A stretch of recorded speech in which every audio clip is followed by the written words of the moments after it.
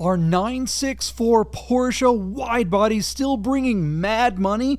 Or does this 964 on Bring a Trailer represent a crash in the market? Watch this video and find out.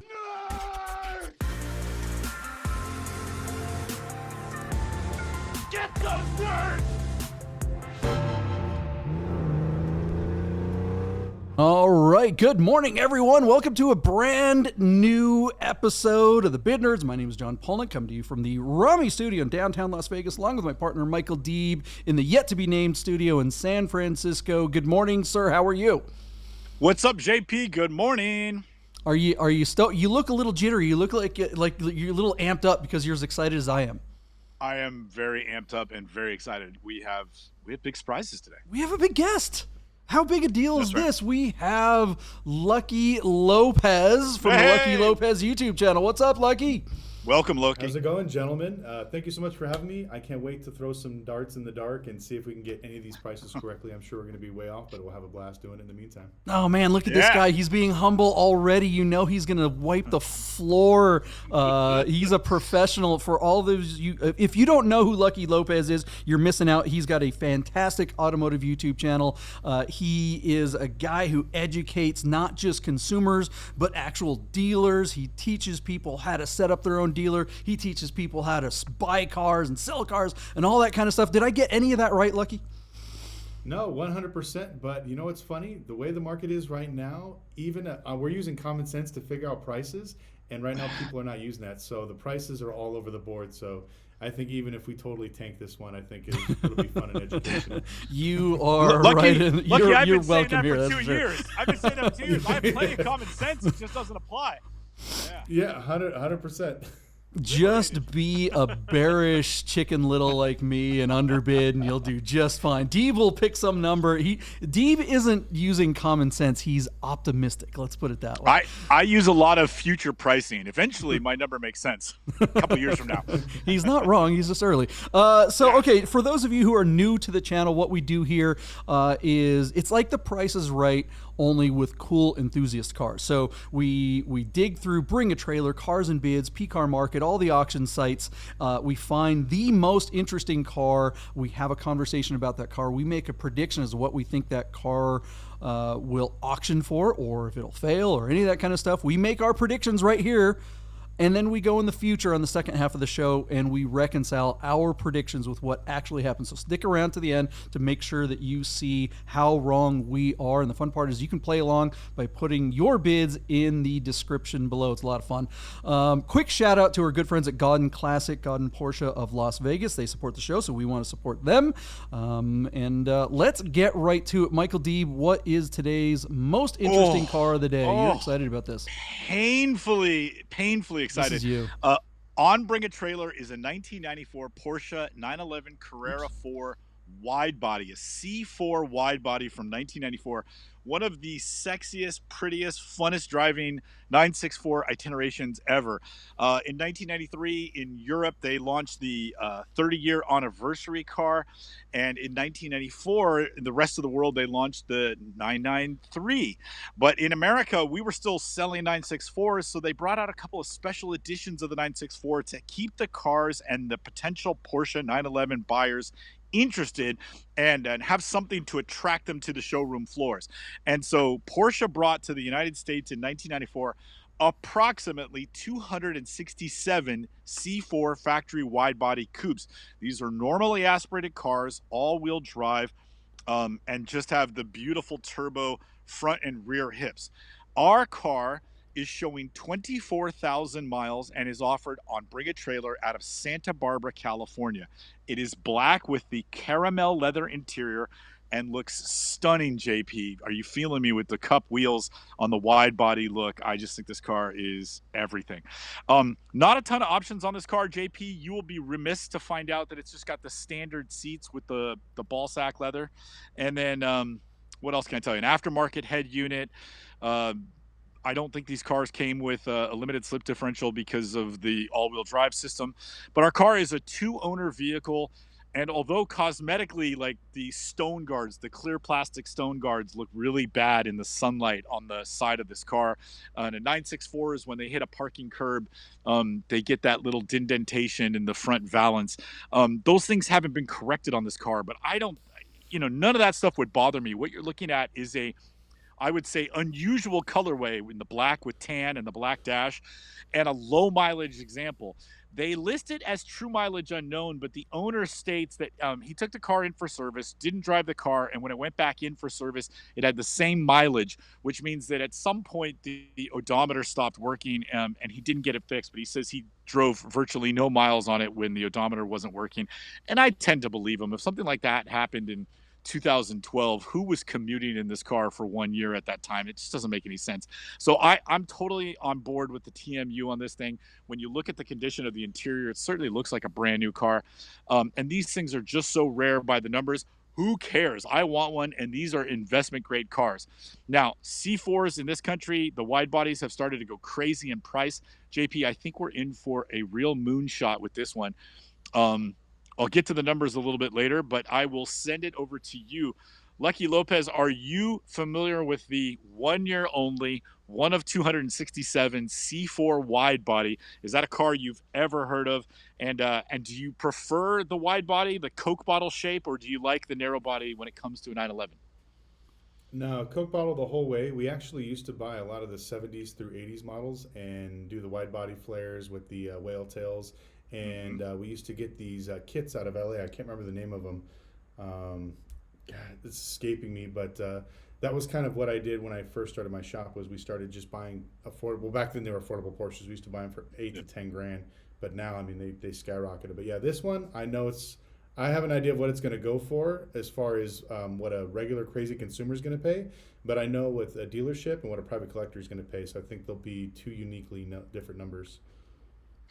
Interesting. John, what do you think? Yeah, I mean, come on, I love this car. The wide body 964 is one of the best looking cars of all time, but boy, the presentation on this car is absolutely terrible. The photos are garbage. The car does not look like it's even had a solid detail.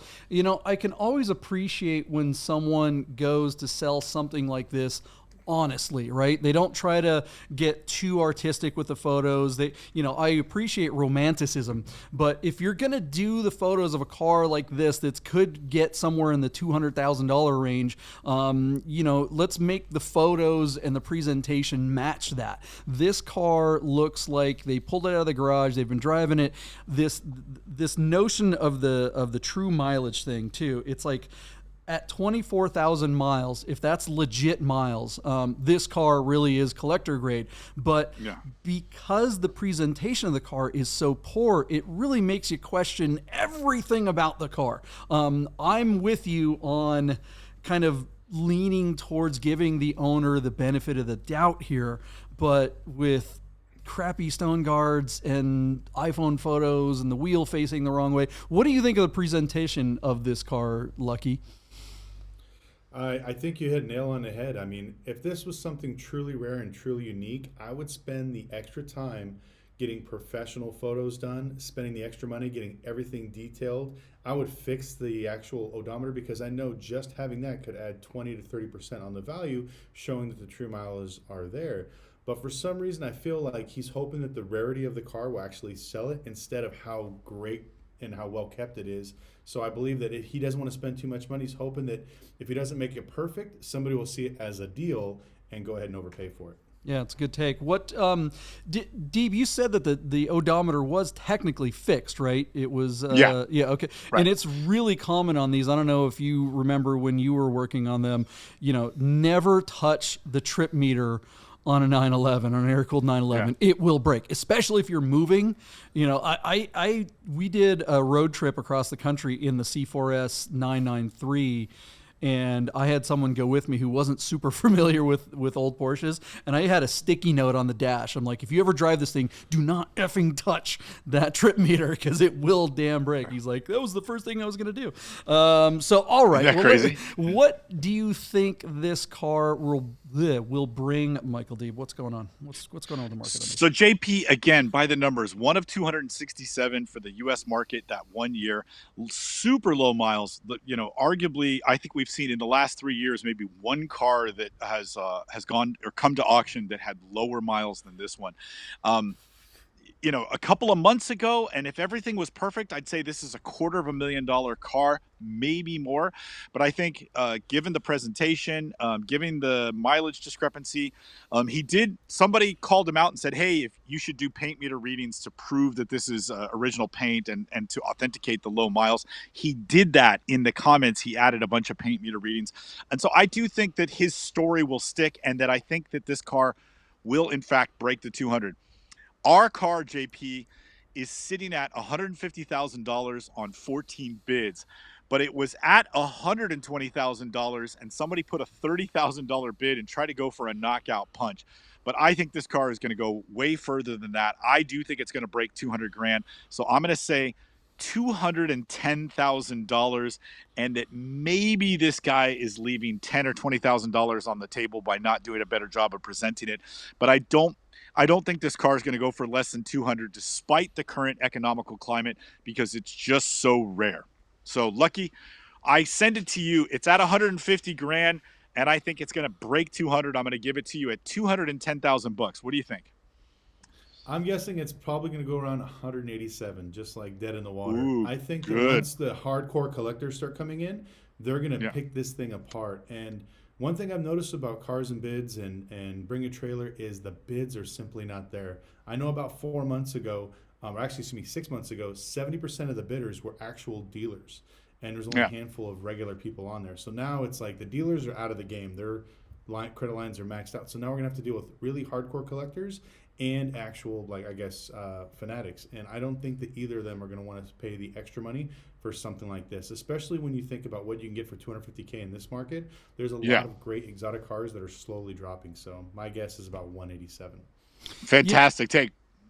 Yeah, Lucky, you had mentioned in one of your recent films or videos about how the exotic car market is in pretty big trouble.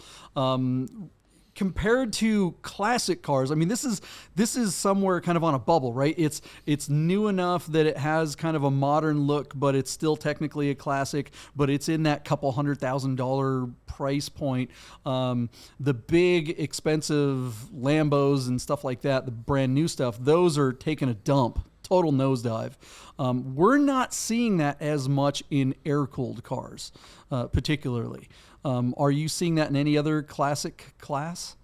No, actually, Porsche's was the one car that seemed to be going actually up in value as the rest of these exotics started dropping, because, paying $180,000 for a Porsche 911 GT3, it seems like a bargain compared to paying $250,000 for a 2015 Lamborghini Huracan, twice the performance and way more reliable. So if people are starting to see that Porsches are such a great value, they're starting to get in there. More collectors are coming in there. Porsches are more of a discerning buyers, the people that actually collect them. And so I've seen people go out of their way to pay more for something they believe is rare or unique. But at the same point, I think they're more educated buyers. So I think them looking at this car, having too many red flags with the miles and not really going through the whole car and making it its best, I think that's what will probably hurt it. Yep. Preaching to the choir there. All right, so I guess it's my turn to give a bid there. 187 I think is solid, because I was going to be in the $180 range. So I will go 189.93. I'm sorry, 964. This is a 964. My bad. 189.64. And so I'm going a little bit under Lucky, but way under you, Deeb. I know you love these cars. Okay. I know you got a soft spot for them. And frankly, so do I. As a 964 owner, I would way rather have this one than the one that I do, but what are you going to do? All right. Well, there it is. Now is the time for you guys to put your bids in the comments below, and we are going to find out what happens with this beautiful but maybe a little questionable 964 right after this. Stick around. Hey guys, I gotta tell you about our friends Godin Porsche of Las Vegas and Godin Classic. If you're looking for a new Porsche or a classic, you've got to call our friend Steve at Godin. Save yourself the hassle of screwing around with all the auctions like we always talk about, and just talk to Steve. He'll find you the classic Porsche you're looking for. Godin Porsche of Las Vegas.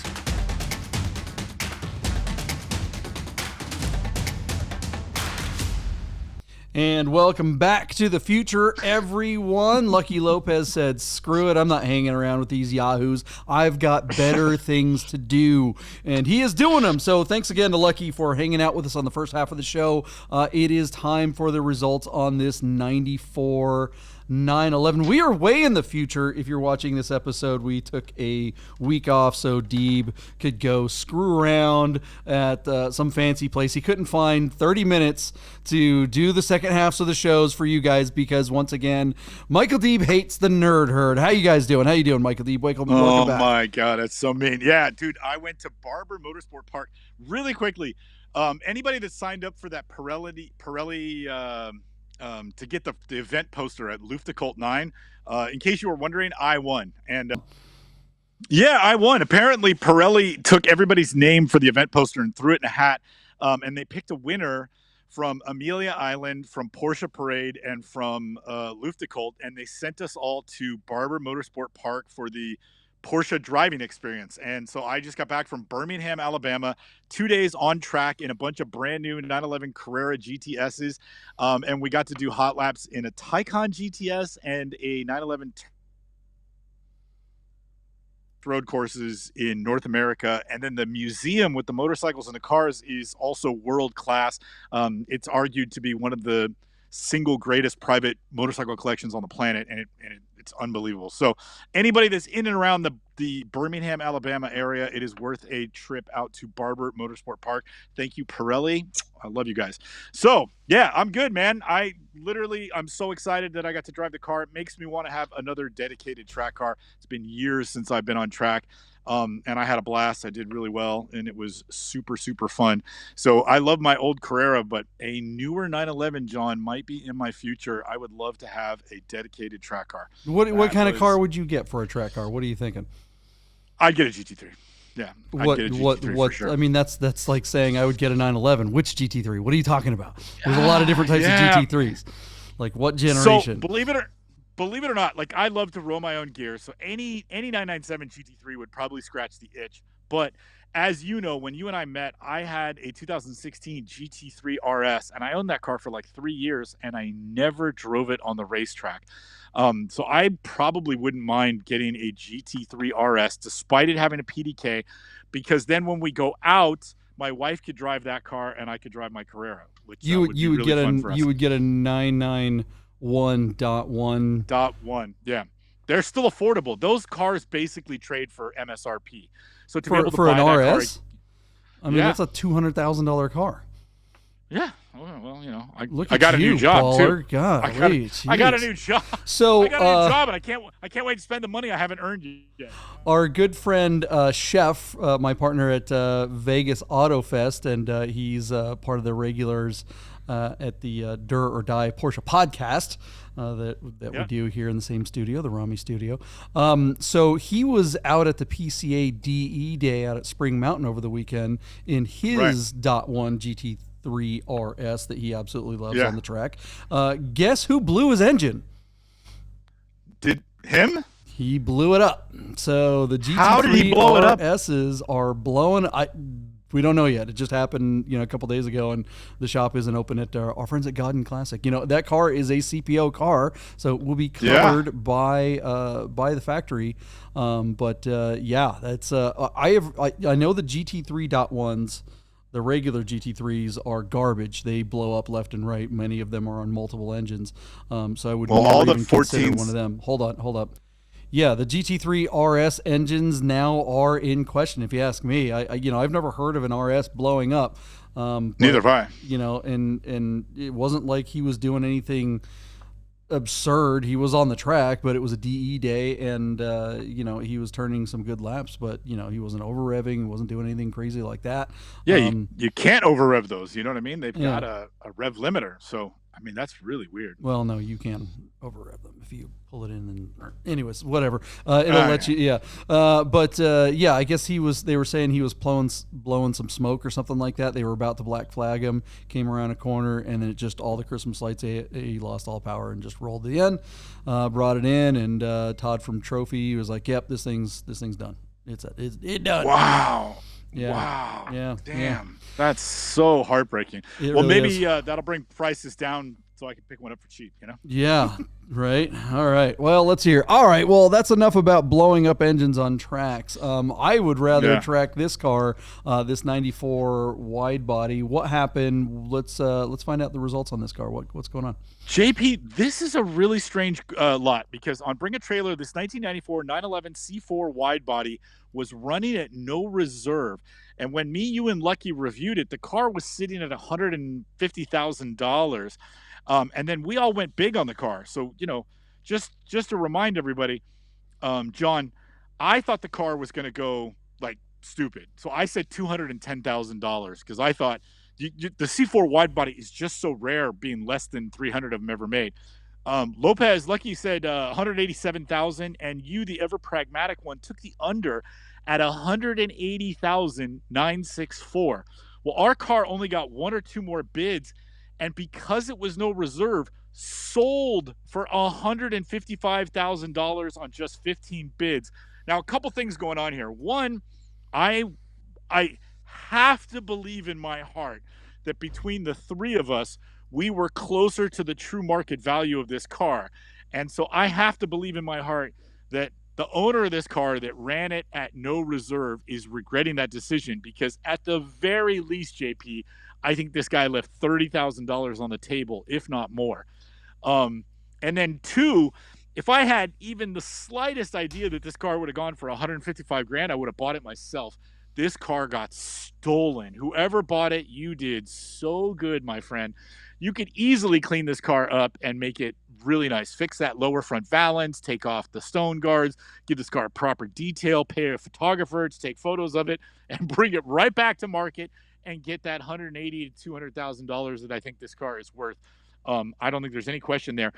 There was some nonsense around the TMU, but I have every reason to believe that this car, probably somebody touched the odometer and reset it and broke the plastic gears for a couple of weeks. I doubt anybody was driving this car. So this car remains, despite a TMU, I think it remains a very low mileage car at like 24,000 miles, and then one of like 260 ever made. There's no way this car should have gone for $155,000. I think the owner played a really, really violent game of Russian roulette. And I'm not just talking about the no reserve. I think it was the no reserve without reconditioning the car and without paying a photographer to do photographs, which would have been the marketing, right? So should have reconditioned the car, should have marketed it, and then you can go ahead and run no reserve. But to run no reserve on just the fact that you've got one, I think you played with fire and got burned. That's my take. I think this thing closed at 155, and he's probably staring. I think he's probably still staring at his laptop 2 weeks later, and his jaw is still on the desk in front of him, and his wife is banging on the office door going, "Are you okay?" You know what I'm saying? Like, I think this guy screwed up royally. That's what I think happened. Yeah, I'm looking at the comments, and there's some other questions on here, like people wondering if it's a true wide body. I don't know. I think there's some This is one of those things where the comments can really, really kill an auction. You and I know that. Talking about, yeah. I mean, I know that you know personally. Like I've had some auction failures, but I've never. Well, yeah, I guess I have had some shenanigans with weird comments at the end. But I don't know. This car, yeah, definitely should have gone for more. Is there a correction? Sure. Are things softening up? Absolutely. I still don't think this is a $200,000 car at all, but it is absolutely more than 155 or whatever. So yeah, definitely a good buy. Clean it up, drive it, love it. The TMU thing, even if this thing had 100,000 miles on it, it's still worth more than 155 grand. I mean, a wide body 964s in general. You're still seeing narrow body clean ones do well over 100. So right. Why wouldn't this wide body one? I get that it's dirty. I get that it needs some buffing, but are the buyers that are out there for stuff like this really that stupid that they can't see through $1,000 detail. They have no vision that they can look at something like this and go, oh my gosh, yeah, if you cleaned it, it's going to look better. Duh. I just got to wonder who the people are that are buying these for a lot of money versus the people that won't spend even this much money. If the person that was like on the bubble at 155 and is like, I don't know if I'm going to spend 156. Are you kidding? It's unbelievable to me that this car closed at 155, and of course it's sold because it's no reserve. Like, if I was watching JP, I would have chased this car. I absolutely would have chased this car up to at least to. Did you rob a bank over the hall? Is that where you were for a whole week? No. But where do you get all this money? I would have gone and bet 155 grand. I wish I would. I would replace my Works Turbo look car for this car in a heartbeat. Like, even at 50 grand more. Yeah, I'm just saying, I would totally replace my 84 for this 94 in a. But how would you do that? Like, actually, how would you do it? Like, how would you actually do that? Yeah, like, because you would have to go, like, let's say you wanted to get a loan to replace your car with this car. There's going to be a big vig on that now. That's worth it, you think? Yeah, I would have. Yeah, I would have. I totally would have done it. For 155 or 160, absolutely. My God, I mean, look, this, and knowing like that one we had at Godden, this is what we were in it, and it was at that time was like an absurd amount over, and I regret not buying that white car every day. So to be able to get one in black and tan, not my first color choice, but to have one with arguably lower miles at 24,000 miles, JP, I would have done this. My wife would have killed me. I mean, it's not like it's easy. I think this car definitely has way more than 24,000 miles. I'm not buying the BS, the TMU thing. Oh, it broke and I just fixed it again. Maybe I said something different before the break, but after the fact, this thing probably has 100,000 miles on it. But again, still, who cares?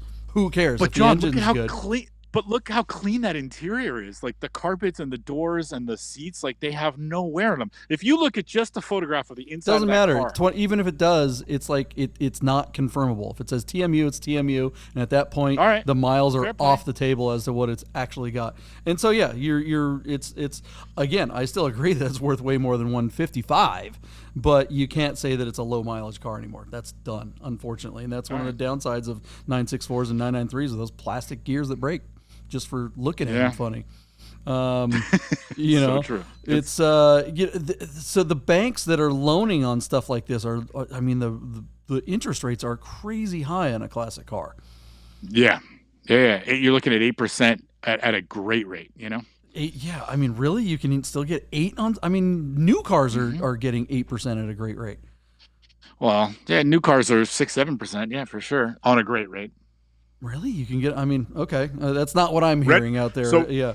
Redwood Credit Union, you can get like 6.5% on a new or used car up to 15 years old. And then on a, and that's top tier, right? And then I think. How much are they requiring down for that? Are they still requiring like 20% down or? No, you can do up to 110% of value. Down? How much no, are you you can do 110% of the value of the car. So if the Still? car is being sold for 50 grand, you could borrow $55,000, at least with Redwood Credit Union. That's the credit union I belong to. And that's like the Cayenne is financed through them. They're for me, they're the best. Like it's really awesome. Out there, you have America First Credit Union is pretty similar to what Redwood has. Pretty similar. I don't know, not identical, but that was when I was in Vegas. That's who I did a motorcycle with them. I bought $40,000 RC30. I'm hearing different things. I mean, and I'm not saying that you're wrong, and that's great. I think credit unions are always the the best route to go if you can build a relationship with one. They're always, but from what I'm hearing, like the actual banks are just reaming people. A lot of banks are pulling out of regular dealerships and stuff like that and trying to get a classic car. The ability to find financing for people is a lot harder. Top tier, great. If you're not top tier, good luck. So, but I mean, but Michael Deeb is top tier. He's top shelf guy right there. So he gets all the rates. So you can just like Tatanka, trade. strong like bull. Yeah, there you go. My credit is strong like bull. Strong like bull. All right. yeah. Well, what do you guys think of the results of this wide body? Was it stolen? Is this a market correction? Stolen. Black bandana, black cowboy hat. Let us know in the comments below. We'll reach out to Lucky and see what he has to say. But otherwise, thanks a lot, guys. We will see you tomorrow with the most interesting car of the day. We are back.